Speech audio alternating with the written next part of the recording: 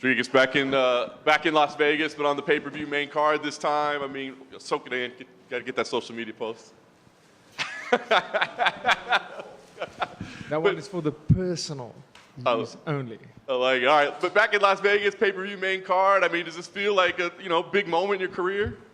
Well, I mean, finally I got that main card. Well, I mean, I guess it was by a default. It wasn't like something had to happen, but like I was like, are they really doing this? I think it was an inside joke for the UFC after a while. I was like, come on, why are you guys doing this? I've put up 3 amazing performances still on the undercard, but here I am. The universe works the way it should. The plan has already been written, and here I am on the main card of this massive final pay-per-view event. How amazing to be at T-Mobile. I can't wait to go out there and perform on the main card. You were just wishing ill will on somebody on the main card so you could get your spot? No. Good fortune on myself, no ill will on somebody else's spot. How it works out, that's not up to me. But obviously joking, but seriously, were you kind of a little bit like, why are they not putting me on main cards? Like you said, you were turning in great performances. Yeah, but I mean, I'm a very optimistic guy, so I just told myself they need to sell these prelims as well, so that's why they keep me on there. Nice. What do you think about the matchup when they announced Darren Till? Obviously a big name in the sport. He's had some inconsistencies lately, but what did you think when this was the opponent given to you? Yeah, as soon as they, there was a little bit of talks. I mean, it was weird how this fight played out. I got a call before the September event. I don't know if a lot of people know this, but so I got a call saying, listen, will you fight Darren Till in 3 weeks? So this is, like I said, I don't think a lot of people really knew about this, but September when comes out the Diaz fight card, 209, right? No, it was, what was the fight?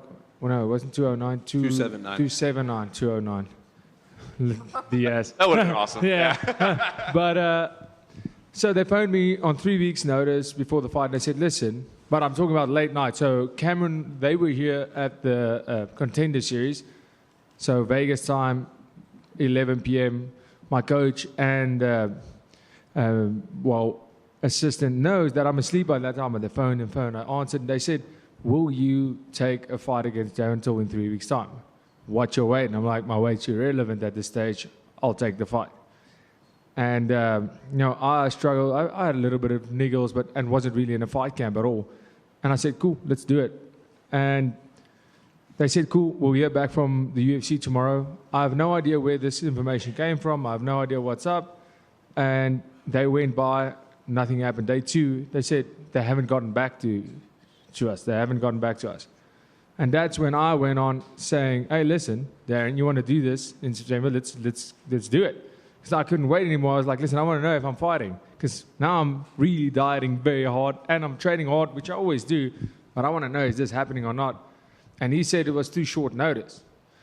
And that was weird for me because I'm like, the short notice, I thought I was the short notice replacement. But he accepted the fight, and that's how this whole thing came about. And as soon as we signed the fight, so many people went, oh, he's going to pull out of the fight, which I understand. I mean, the track record doesn't look great, but I just had this feeling in me since day one, this fight will happen, and this will be the biggest name that I beat this far in my career.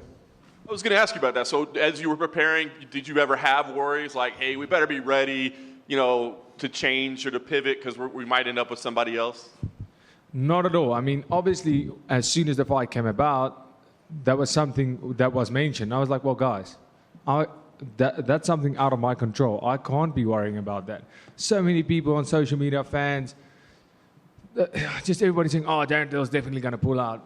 Like, don't even worry about it. He's going to pull out. I'm like, what do you want me to do? You want me to not train? I'm like, okay, cool. I'll make sure I don't train just because if he pulls out, I don't waste my time. No, that's not the way it works. I'll find a replacement. If it needs to happen, it will happen. That never crossed my mind during the camp because that's outside forces I can't control. I was focused on what I have to do to be ready to fight on the 10th, whether it was Darren Till or whether it was the champion that stepped in there with me. I was ready for whoever, whenever, on that date. Nice. Last thing for me, as you said, biggest name, big opportunity here, a victory. What do you feel like you deserve? Because it feels like it has been a little bit of a slow play despite what you've been accomplishing. So do you feel like this is the moment people recognize you as a legitimate contender and they're talking about you in that way? I think firstly, this will be the moment where everybody gets my name right. But this is a big step up. I think this is where I wouldn't have gotten this opportunity if they didn't think I was ready. I know I'm ready, and this is, like you said, this is the one fight, like the previous one, that was a big step up for me. This is the next step. This is the next step towards becoming the champion and fighting the best of the division. Darren Till being one of the best, being absent for a while, not at his best of performance, but it's still Darren Till, and we've seen him show up and being one of the best fighters in the world and showing up and being one of the worst. I prepped for the best Darren Till we've ever seen. I've prepped for a Darren Till that would beat the best Darren Till we've seen before. And this fight will prove that I'm not only ready, but I'm something to be worried about when it comes to the top dogs of the division. Dricus in front, right here. How do people pronounce your name wrong? What are they saying? Well, Dricus, the Plessis, Dricus, like people are butchering it, but I have to say, I'm sorry, American media butchers it. Like when I fought in Europe, there was no problem at all. But it's Dricus du Plessis. That's the name. But it's gotten a whole lot better. It's gotten a whole lot better since the first fight, because that was crazy. But now people are getting it much better. But I believe after this, there will be no mistakes made no more. In Darren's last fight against Derek Brunson, it came out that he had fought that fight with like a torn ACL or something like that. Is there any fear that he's pushing himself into this camp also with like a serious injury too like that? Because he didn't pull out with that. Well, that's his problem, to be honest. Whether he has an injury or not, it's going to be the same thing. Like I always say, you can be an asshole, you can be the nicest guy in the world. I'm going to go out there, try to knock you out, try to rip your neck off, try to rip an arm off, and try to beat you as hard as I possibly can. It's nothing personal, it's just business out there. So, if he's carrying some injury, I mean, I don't know. He's definitely going to be carrying one after the fight.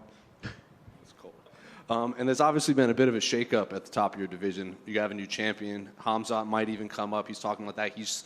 Alex Barrera said he'd fight Hamzat at 205 in Brazil. So what do you make of the new champion and all of this new addition at the top? If Hamzat is such a badass, I'll fight anyone, any time, any weight. Why didn't he just fight the champ at 205? You know what I'm saying?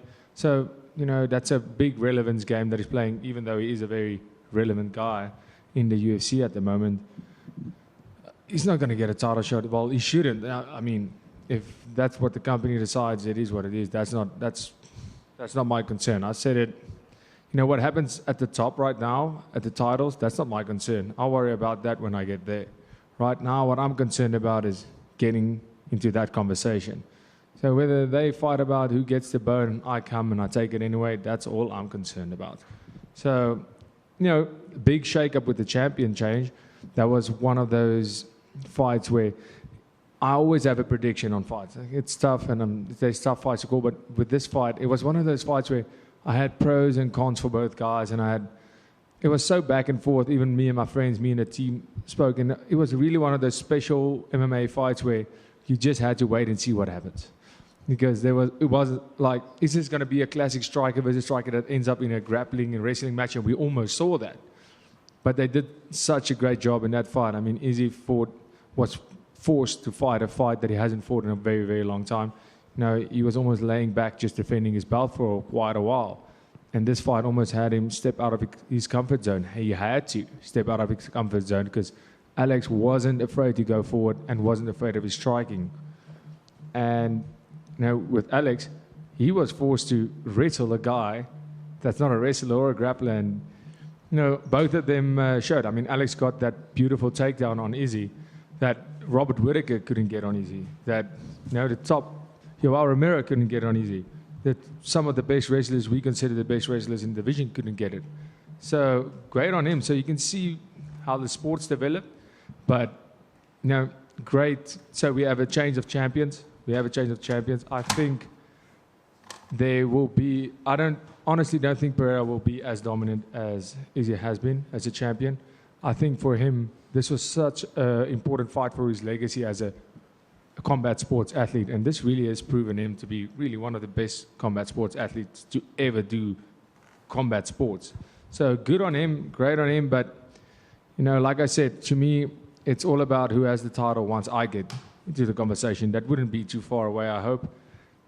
And after this fight, you know, who I'll call out, I'm not sure. It seems like everybody's booked, right? But, yeah, for me,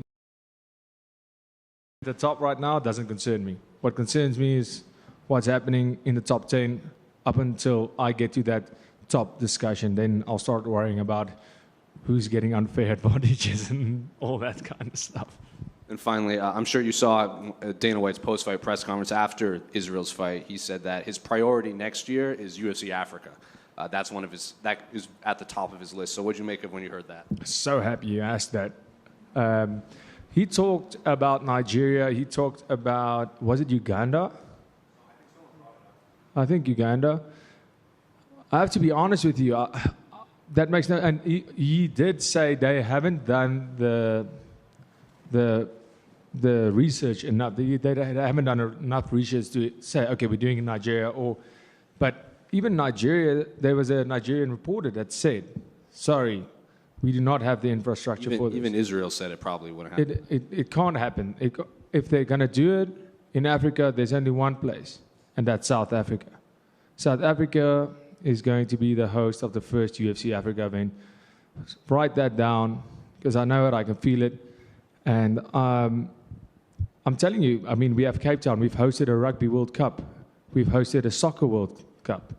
We have exactly what it takes to host these events, and it's a beautiful country, and I would love for the UFC to come there and be one of the guys that maybe is one of the reasons they do decide to go to South Africa. And Saturday night, I'm going to make them seriously reconsider and make the decision much easier for them to take this to South Africa. And there's no other country in Africa better than South Africa to host this event. They have to, and make sure, like, we have the infrastructure, we have the stadiums, we have the arenas, we have everything we need to host this event. Right here. You said earlier, Darren, just going back to Darren Till, you said that sometimes he looks like the best fighter on earth, sometimes he looks like the worst. From what you've watched of him, why is that? Is that something his opponents do, you feel like, that throws him off, or is it just something he comes into the cage with and he's either on or he's off? Yeah, I think he's in his own head. I think Darren Till is, when he started out, he was extremely motivated. I think he was a force at 170. He was a big 170. He was imposing his style on people. Once you get to the big boys in middleweight, it's a complete different story. And obviously, speaking as somebody who fought 170 and then came to 185 myself, that was harder work than actually cutting the weight, because I had to take a very long time. I took almost a year of competing completely to become a 100% 185 fighter. I didn't want to be a welterweight fighting at middleweight. I had to become a middleweight. And that's where I think he messed up. I think he saw the move up to 185 as, I can let it down. I don't have to eat as perfect. Those sessions where I really don't feel like it, I don't have to do the extra work because my weight's going to be fine. You know, when you're cutting that weight, you almost feel obligated, because if you don't go do this session, you're not going to eat. I think he took the move up as almost an easier route, and that's not the case at all. We hit a little harder, everybody's a little stronger at 185, and I believe that was where the big mistake came. And then, of course, Darren Till losing the big fight against Masvidal, getting back against Gastelum was not an amazing performance, but he got the W, and then getting those losses, definitely the mental aspect, that's where his biggest downfall came, and I don't think he recovered from that. I think that's where he's his own worst enemy. Dricus over here. To go back to UFC Africa, is it a little frustrating that it has taken them a minute, because as of right now, there's only one African champion. When the year started, there were 3. Is it a little frustrating that it's like, hey, it might have been even bigger, had they done it a little sooner? No. Next year, we'll have an African champion residing in Africa, so that's going to be amazing. Hey, Dricus. One of the young athletes to kind of make an impression this year in MMA is Cameron Simon. I was just wondering if you had any insights that you could share with us on him. Yeah, I wasn't surprised at all. You know, he went out there and he did what he does. I mean, the kid's he's amazing. I trained with him. So how our relationship started, he was 13, turning 14. I was 20, turning 21. When we first met, he walked into the gym. We weren't really a commercial gym at all then, CIT.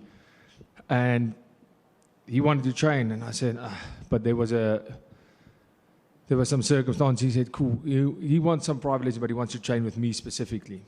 And I said, cool, I'll do an hour twice a week. And it was almost like, you know, after recover, I didn't want to give this session. And after the first day, giving him some instructions, I could see this guy, like, he did what he had to. He went home and he worked on it second. And then we started prepping for, I started coaching him. After like 2 months, we started prepping for the national championship, K1 kickboxing national championships. Got second place the year after that. So now he's 15 years old. He got first place. And at 16, you're allowed to legally fight amateur MMA in South Africa. And we started prepping for his first fight. He went 6-0. Then he went over to seniors at 18, became a champ there, and then we moved him up to the pro team, where he trained. Not coaching him, now we are training partners. And he's always been like, you know, that's why I saw him. I saw a lot of myself in him, that nothing else in the world really mattered than becoming a champion in MMA. The same with me. That is my life goal. That is my life's purpose. And the same with him. And now we are friends and training partners. We still have a mentor and student relationship in a way, but not in MMA anymore, more in life, because I'm a little bit older. But now we are more friends than anything else. But this guy is amazing. He's putting in the work.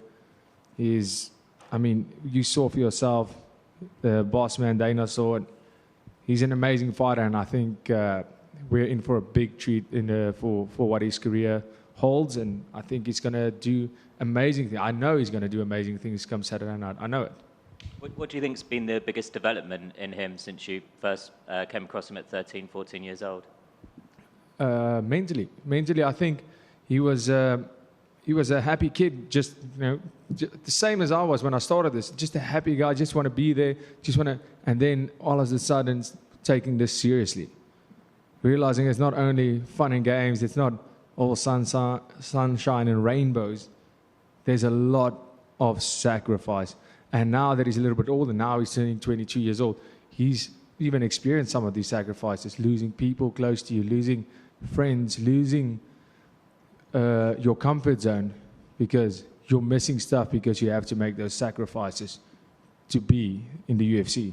And he got his opportunity, and he made the sacrifices, and that will pay off. That's how it works. You get out what you put in, and he's putting everything in there.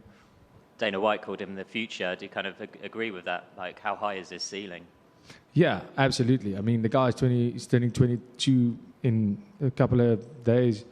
I mean, he looked incredible. The big lights didn't bother him. He fought like we know he can fight on his first appearance in front of boss man Dana White.